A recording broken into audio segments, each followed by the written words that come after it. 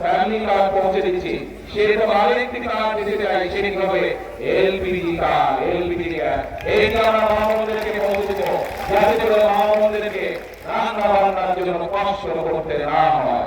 প্রিয় ভাই বোনেরা, আমরা বলেছিলাম যে বিএনপি সরকার গঠন করলে কৃষক ভাইদের জন্য আমরা কৃষি কার্ড দেব। কৃষক ভাইদের আমরা 10,000 টাকা পর্যন্ত কৃষি ঋণ যেটা আছে সেটা আমরা বহুতের ব্যবস্থা করবো। আল্লাহর রহমতে আমরা সেই কাজ শুরু করেছি এবং সরকার গঠনের প্রথম 10 দিনের ভিতরে আমরা কৃষকদের যে যাদের 10,000 টাকা পর্যন্ত কৃষি ঋণ ছিল তাদের সেই কৃষি ঋণ আমরা বহু করেছি। বহু যুবক বেকার হয়ে গিয়েছে। আমরা বলেছিলাম এই কলকারখানাগুলো চালুর ব্যবস্থা ইনশাআল্লাহ আমরা করব। আমরা সেই কাজে ভাবছি আগামী 2-4 মাসের মধ্যে ইনশাআল্লাহ বাংলাদেশে অনেকগুলো বন্ধ হয়ে যাওয়া কলকারখানা আবার চালু করা সম্ভব হবে, যার ফলে বেকার অনেক বেকার যুবক নতুন করে কর্মসংস্থানের সুযোগ পাবে।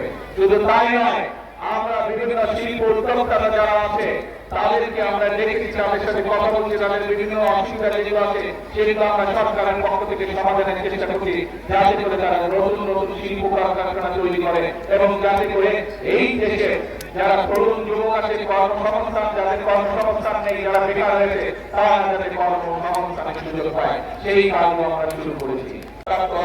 কিন্তু পাশাপাশি এলাকার মানুষ যারা আছেন, এলাকার তরুণ সমাজ যারা আছেন, আপনাদেরকে আমাদের সাথে হাত লাগাতে হবে।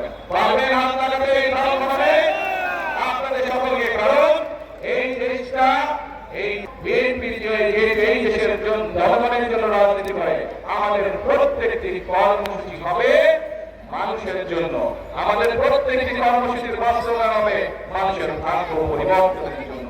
প্রিয় ভাই বোনেরা,